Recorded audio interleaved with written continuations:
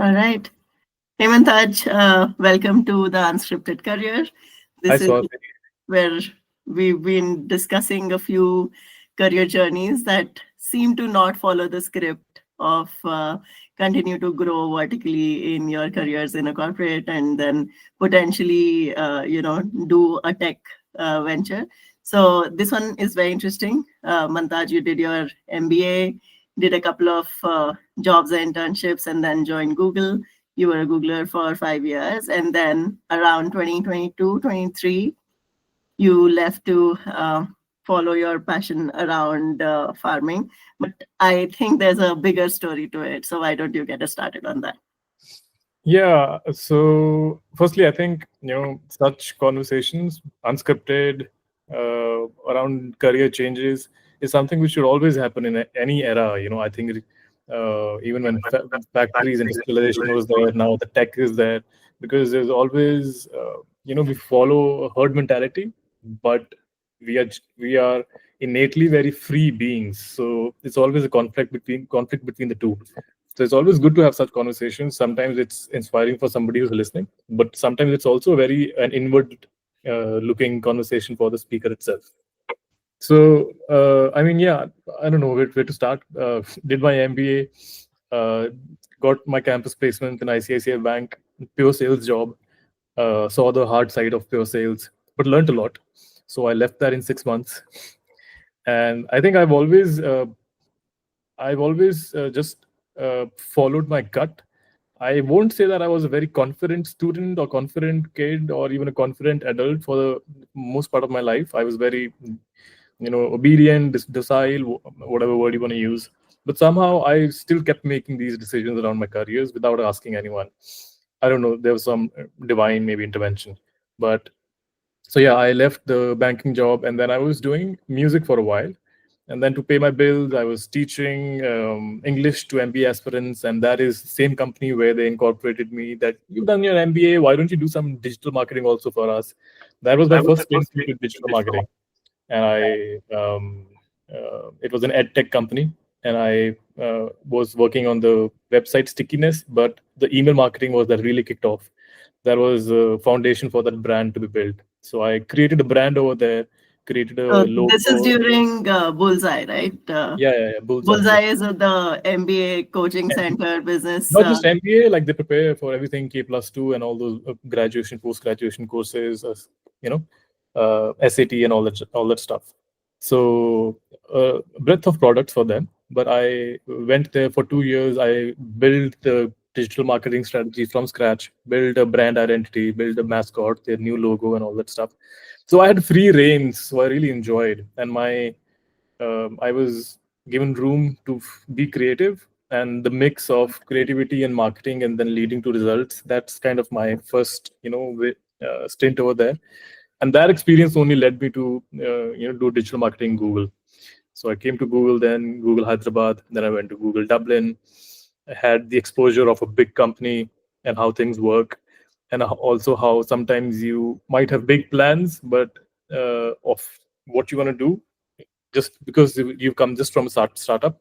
But a big company has a lot of structure, so that shift from doing whatever you want to do in a startup to only doing this much, which again is this much in a big company, is almost bigger than the startup, but at least that shift from unstructured to structure, and the learnings and the unlearning. So that happened for 5 years, and then I stopped enjoying it, to be honest.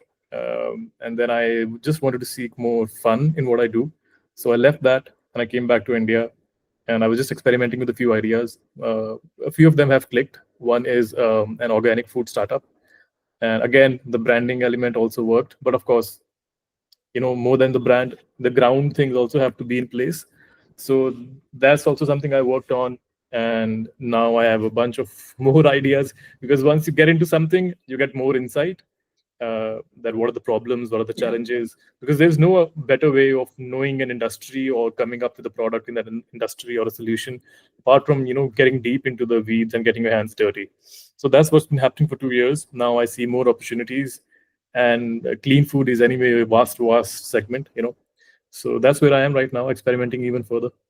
That's awesome. So Gill Organics is the business that you run, but I also see you creating a lot of educational content for fellow folks who want to get into organic farming, clean farming, and so on Instagram. And I'm guessing that you also consult with them because you were discussing that somebody called you to check on this. So, was farming something that came naturally to you in terms of like, was there a family interest in farming? Were they already into farming, or how did that start? Yeah, so see, I won't say that I was passionate about farming. That would be wrong. But yes, my family comes. I come from an agricultural family. My grandfather would, you know, do farming on his own. Of course, uh, just like we're having a conversation around career shifts. My father shifted from not going into farming. Then he got a bank job. He came to the city, and then from banks they want the kids to be, you know, CEOs or like bank managers or whatever. So I come from an agricultural family, but not actively involved personally. But then more than agriculture, I think this penchant for clean food somehow was what drove me to like explore into organic foods. A lot of people ask me this question, you know, on podcasts, interviews, that why organic farming? And to be honest, I don't have an answer, but it was just gut feeling. I knew this is the most obvious thing, that why not? You know, it's one of the basics. And especially because I came back from Dublin to India, and I mean, to each his own. Everyone has a different personality. I'm a little idealistic in terms of these basics, in terms of, you know, clean air, clean food, clean governance. You know, all that idealism is there. So I was just trying to give an outlet to that. So that's why organic farming. Got it. And so, because it skipped a generation, I'm guessing that there was a lot of like grounds up learning to do, right? So, how did you find that? Were there people around you already doing it? How did you Yeah. get So I hacked that thing. I found a shortcut because doing it myself, learning it, everything from grounds up would have been like, you know, a Herculean task. But I partnered with my cousin, my real Buaji's son. He lives nearby, and they have the farms over here. And he also is not like an on-ground farmer as such, but he's more of a farmer than me. So he knows more about, and he's passionate about agriculture. So I piggybacked on his passion for growing food, knowing how to grow food, and then my passion of making it available and solving all the, because it's not just about growing food, it's it's a complete business. You have to solve for HR, operations, sales, legal stuff, logistics, everything. So so he's the one who is like making sure that things happen on ground. And then we have another fellow who's been, so how it works in villages is there's always like uh, the labor keh lo, or whatever you want to call them, they stick with one family for long, you know. So at least in the back in the day, it would happen like this. it? You wouldn't like change labor every season. Like one guy would stick with you and he'll arrange everything. So that guy who was sticking with my cousin, he was also a key element in the whole equation. He knows how to grow organic food. So that learning curve of like knowing how to grow, forget about organic food production, even basic organic or basic farming. So I didn't have to like go through that curve. So I kind of offloaded that to my cousin. So that's why it's like a team effort. Got it. And then in one of your videos, I saw like which is the what I understood as your business model, that you let folks kind of lease a part of the land and then you help them grow their daily produce on that. So almost like a paper use, but not really. So tell me more about the way Gill Organics is working. Yeah. So I think the concept is what, you know, really clicked with people. But before that, Swati, am I audible? Fine. Is it breaking in Yeah, between? it's breaking just a little bit, but I think it's the audio will come fine on the podcast. Don't worry about that. Okay, perfect. I mean, if you want, I can try to switch to maybe a different Wi-Fi, or I don't know, maybe turn off the It's video. going okay. Don't Perfect. worry about it. Perfect. So yeah, so the concept is what flew it off the ground, I think, because we don't sell veggies as such, because I wanted to do things differently. So when I came back, to be honest, I had different plans on how to go about it. I had bigger plans, but maybe naive also. I just wanted to come in and like plug the demand that is there in pockets and supply that is there in pockets and meet them at a common point using tech and logistics. But it's easier said than done. But when I knew that I have to pivot to something else, so I did not simply want to pivot to a very regular basic model, because then it would have again have been like a struggle. You are just one of the many others in trying to grow clean food. So it's a subscription model basically, where we are giving an experience and the sense of ownership also to customers, and biggest of all, the trust that okay, it's coming from our farm, and the trust is a big currency over there. So we lease them out without any paperwork, just like a fictional lease kind of thing. For 6 months, we give them a piece of our farm and allot it to a family that, okay, this much area is yours now for the next 6 months. You tell us what you want to grow on this, we'll grow it organically. And whatever grows on this, either you come to your farm anytime and pluck, but that's not so convenient, especially for families who are far away from my city. So we provide home delivery also. That every week, whatever your patch of land gives, we just harvest that and ship it to you within 24 hours. So that's what the concept is, and that's what clicked with people. Got it. So tell me about the locations. Your farms are closer to Patiala. Where's your clientele?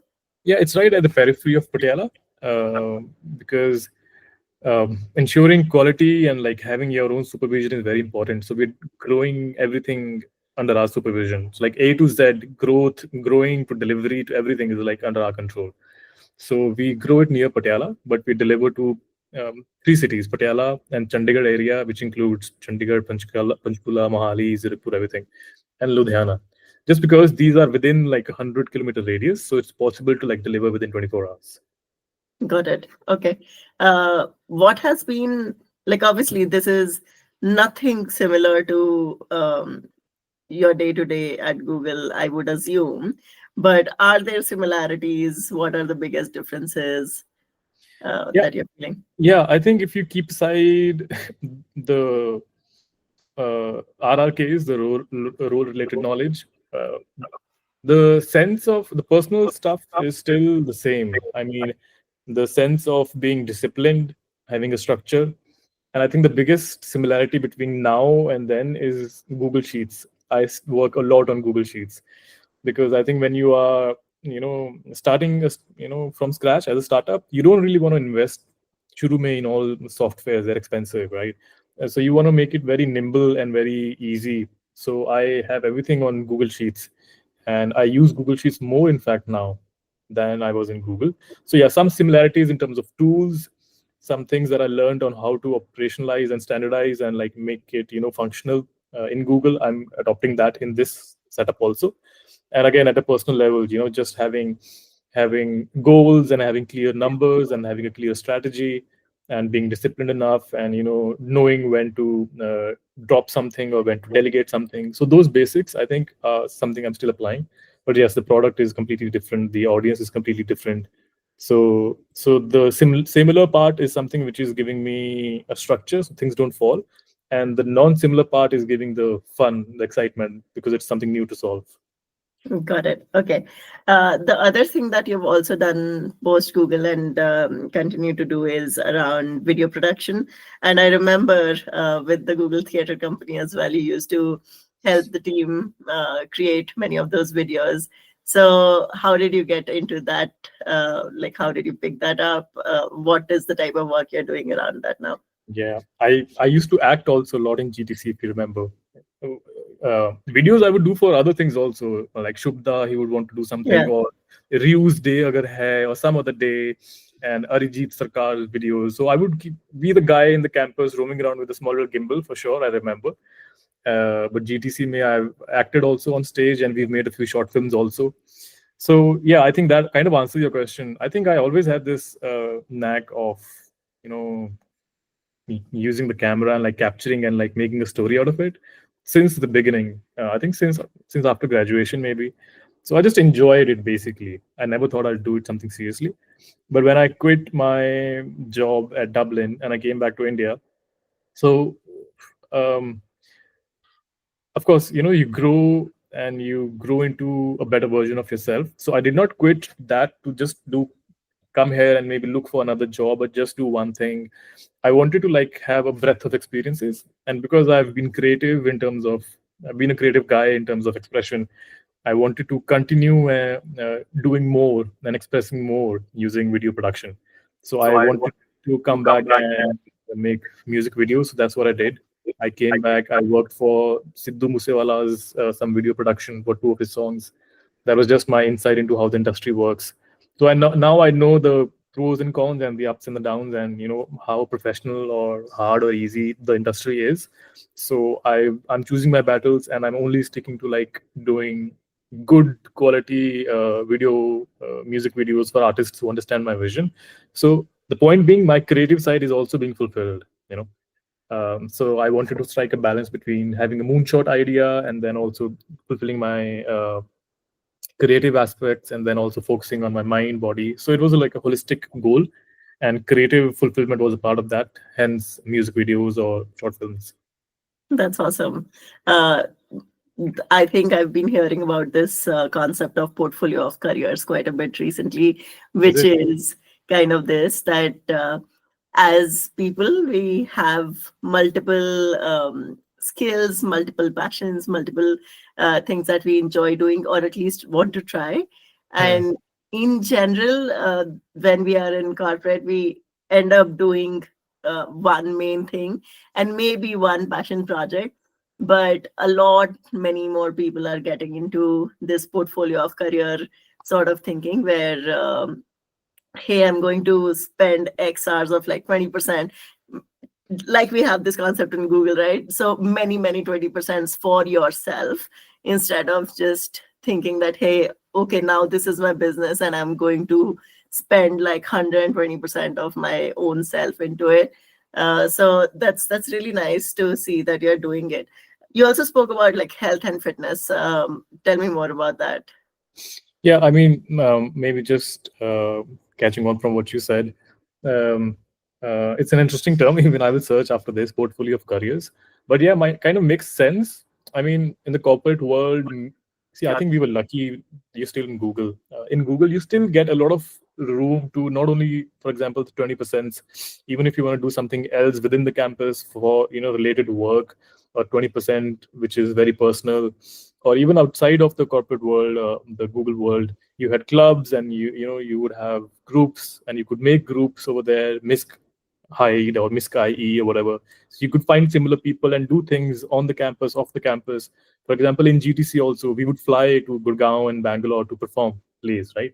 So I think we were lucky in Google that we got a little holistic approach, but it's not the same for like most of the corporates, especially in India. So you definitely feel yourself boxed into just doing one thing most part of the day, and coming back and just trying to cool the heels and relax and repeat. That gets taxing. And I think more than taxing, see, our parents in the previous generation did the same thing, but they didn't complain. But now, the expectations of what you do with your time, maybe through awareness or social media or comparison or whatever you want to call it.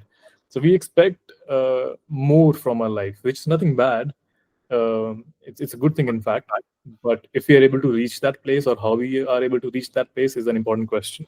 So, but I think that is an aspiration for everyone now, that along with just, I'm not here to only work or pay the bills, or Yeah. help this company grow. I want to have a lot of experiences, so that I is coming in a good way. So I think because of that, a lot of people are trying to do things apart from that. And why health and fitness? I think, why not? I mean, again, to each his own. But for me, the basics are very sorted. Had I been born on this planet like 5,000 years ago, my body would have still had the same requirements, or like same need care that would have gone into it, and the same problems that would come if I was sedentary and all that stuff.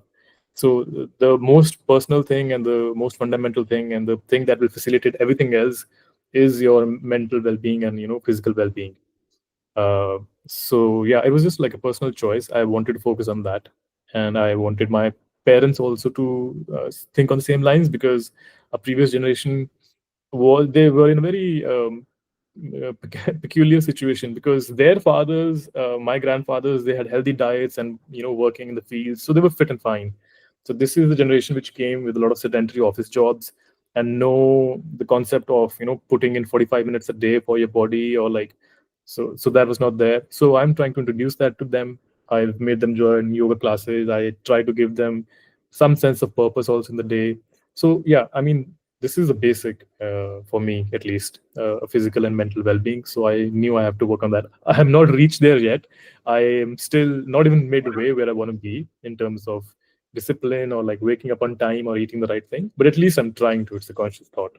Yeah, the main reason I asked was this only, that a lot of times we feel that, hey, with the job, maybe I don't have enough time.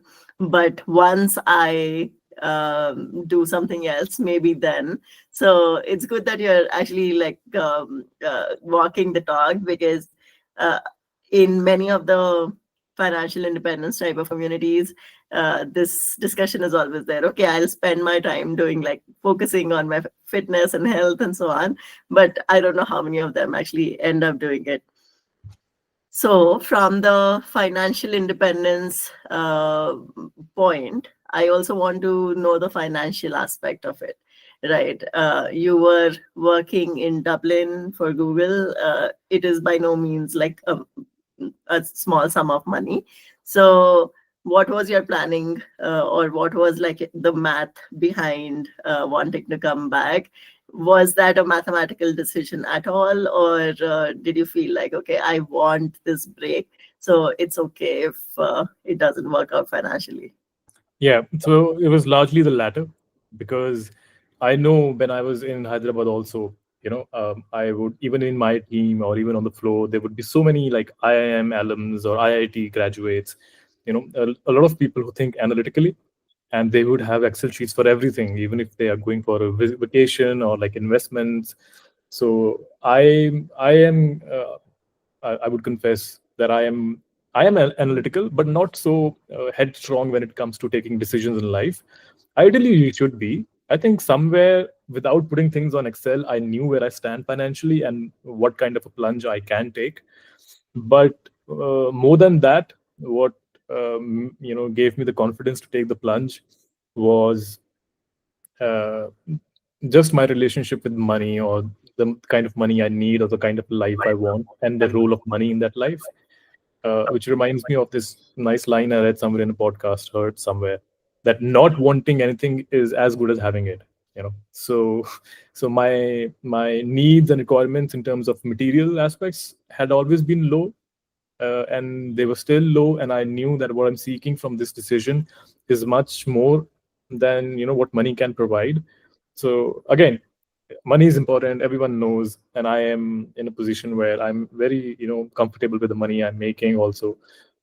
So in terms of the decision that I took, I did not make those calculations, but I knew that, okay, I have a safety net, and I knew, uh, again, there's no right answer to this. Some people say that you should calculate, but what I did know was that sometimes when you calculate, you see the pitfalls also more clearly, or you start making boundary walls. This Yeah. is where I need to operate, this is the timeline I have, this is what I need. So you would build more pressure, or you put more restraint around you. I went for a free fall, and I thought, initially I thought, okay, I'll just give it 1 year. But 1 year has become 3 years, and that is good. Things have worked out in 3 years, which is fine. But had I given myself 1 year, I would have maybe gone back to corporates. But I just like let I flowed with the flow. And sometimes what, because life doesn't work in a on an Excel sheet pattern. Sometimes what needs to click might click in 5 years, or might click in 5 months. So I had that approach to things. So yeah, long answer to your question. No, I love it. And this is interestingly like the last podcast was with Anu Dogra. She's a PEC alum as well. Went to IIM Ahmedabad and then left her job. And this same thing of, hey, yes, we can accumulate as much as we want to, but generally, like the calculation that financial independence calculators will tell you is you need to have at least 35 times of your annual expenses. But what if I were to minimize on the annual expenses part instead of maximizing on like what that 35x would look like? And then my life, the way it would look like with the freedom that I'll have, will be maybe a lot more fulfilled than what I'll have, by making a lot more, but then also not having enough time to really enjoy it. So So there are two other things over here, Swati. One is, see, I was able to do all that because I had no responsibilities. Luckily, I didn't have any education loan, no loans as such. I did not have a partner who wants to go shop. I was single, no kids. I don't have to like buy diapers every other weekend. So those pressures were not there. So my free fall was more possible because of that. And yeah, I think that was a big reason for me to be able to take that plunge, because that thing was not there. And I think, like you said, 30 times more and all that stuff, yes, makes sense. But another reason to like go for this free fall was because I knew that in a salary job, there's always a cap. You have to yeah, work very hard to climb the ladder. The competition is tough. There's always a cap to how much you can earn. But if a few of your darts hit the right spot, then it can, this business venture or anything, creator community or whatever, sometimes it can snowball into something much bigger than what Google pay packages can give you, along with satisfaction. So like, it's best of both the worlds.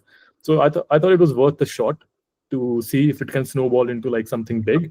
If it does, perfect. If it doesn't, at least I've enjoyed the process and had fun and happy with the little money that I'm getting.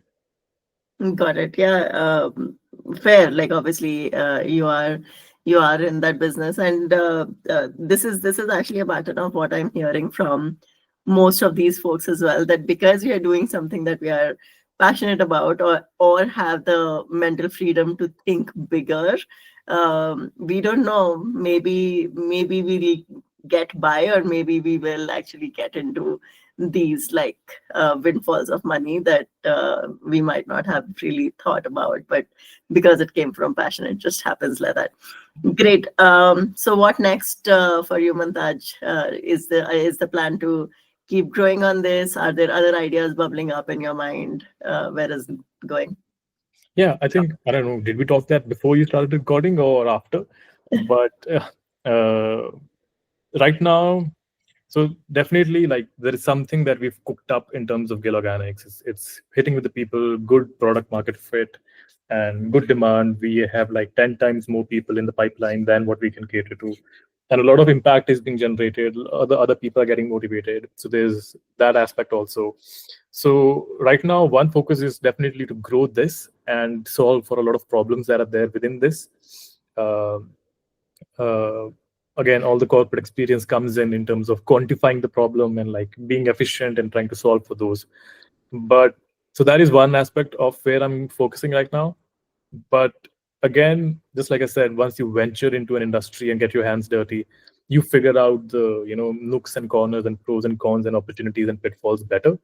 So I do see the fundamental limitations in terms of this model. Even if I solve for all the problems that it has, it can't reach the scale which is needed to solve the problem in India for food crisis. So for that, I'm again trying for another moonshot, spinning off a different venture, which hopefully tries to solve for that. So yeah, two things are going on in terms of entrepreneurship, you can say, fixing and improving what's going on, and trying to launch something even better. And that is taking most of my headspace in terms of what's happening in the startup world. And yeah, I think largely that is it. And apart from that, again, I am continue doing the creative side, also continue focusing myself on my health and body.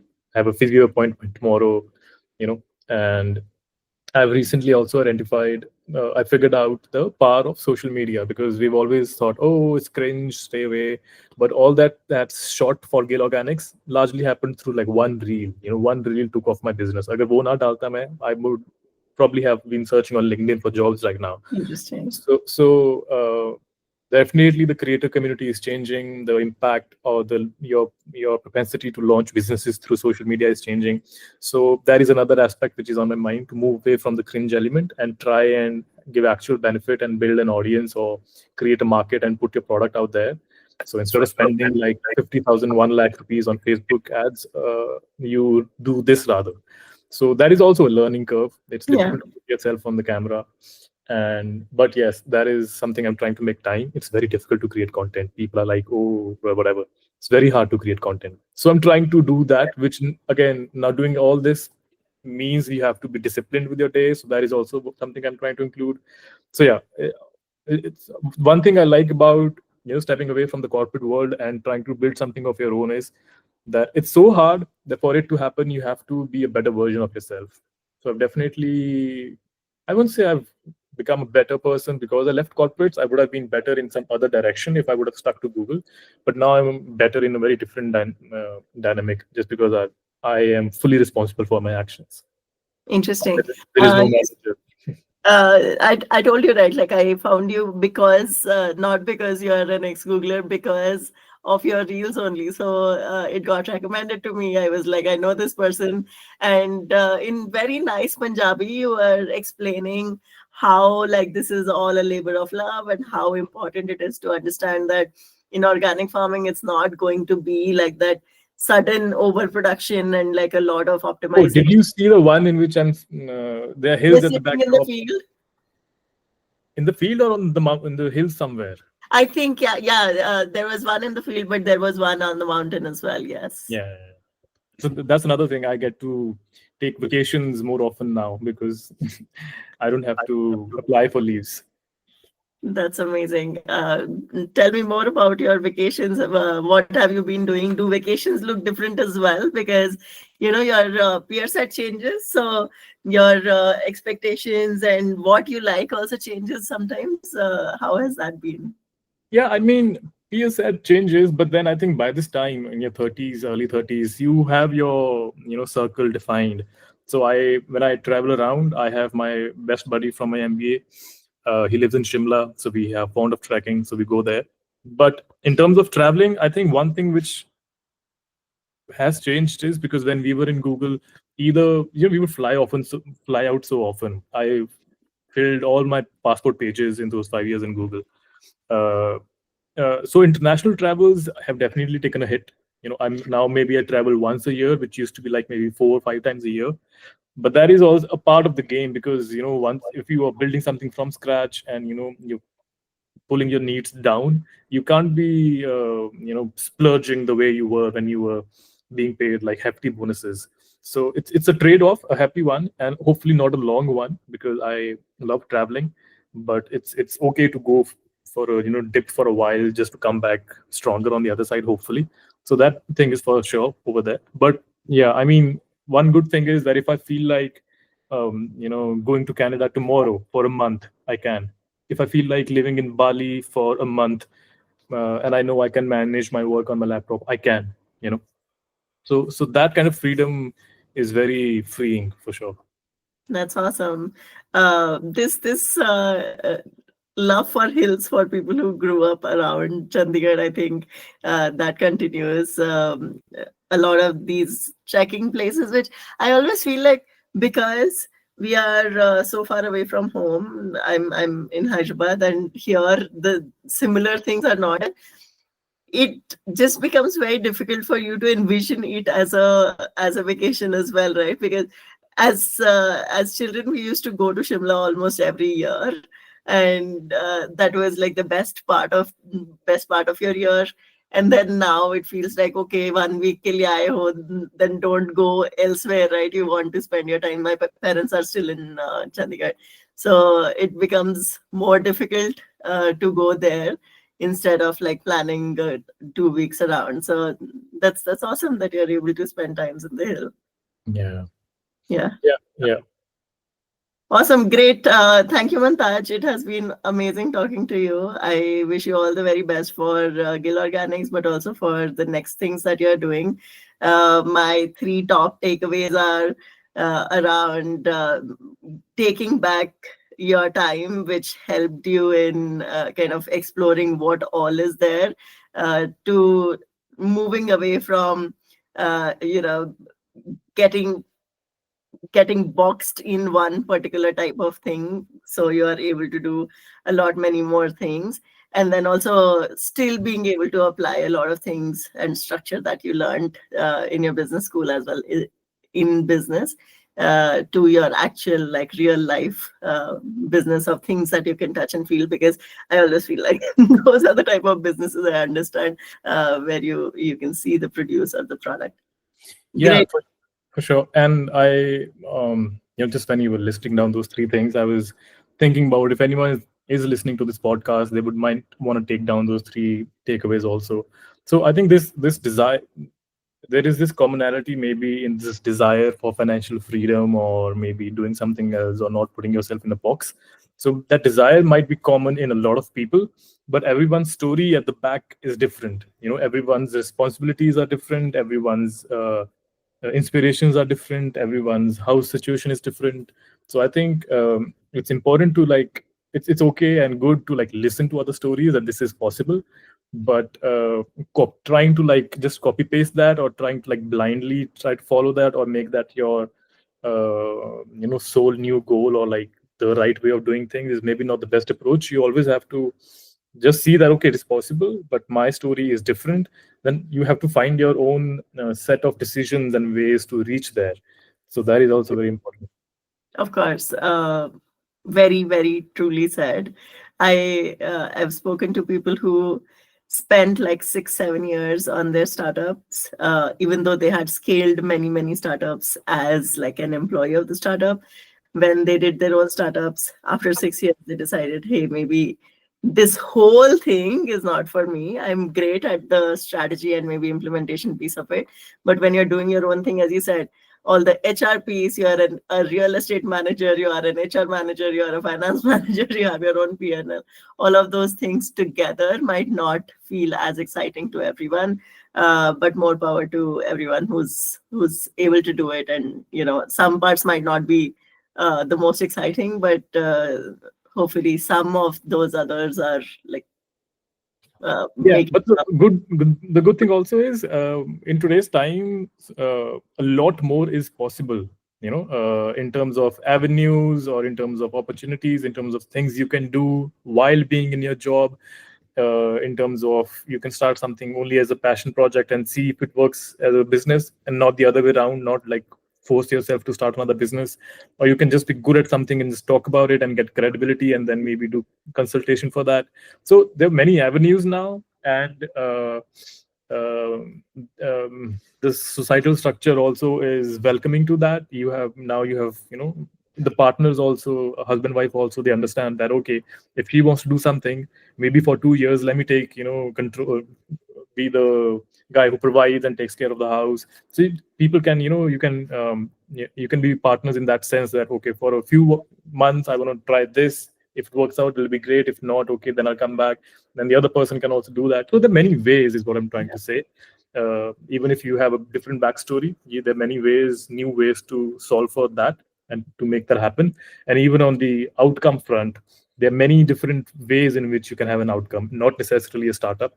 There are many beautiful, new gray areas that are coming up, which can make you feel fulfilled while having financial freedom. So it's all about keeping that child alive, and always keeping that room for experimentation kind of open, and being a little adventurous in terms of life, and not getting to that phase where you're just sitting back and wanting the day to pass by, and that call it a good day, which is a good approach. But I mean, eventually, once you're 70, 80, that's your body will make you do that, have a retired life. Now that you have the urge, I feel it's much more worthwhile to use this mental and physical energy to like make something out of it, because the world is very exciting these days. So yeah, there are many ways to do it. perfect. Thank you, Mantaj. Thanks so much for your time. Thank you, Swati, so much. I mean, 48 minutes went by like a jiffy. Yeah, I love the conversation. Thank you. And you should get back to your dragon fruit seller Yeah, who's trying yeah, he really needs my help. So to. Perfect. perfect. Thank Thank you you. so much, Swati. Bye. Bye. Have Nice a great talking. day. Bye. Bye. Bye.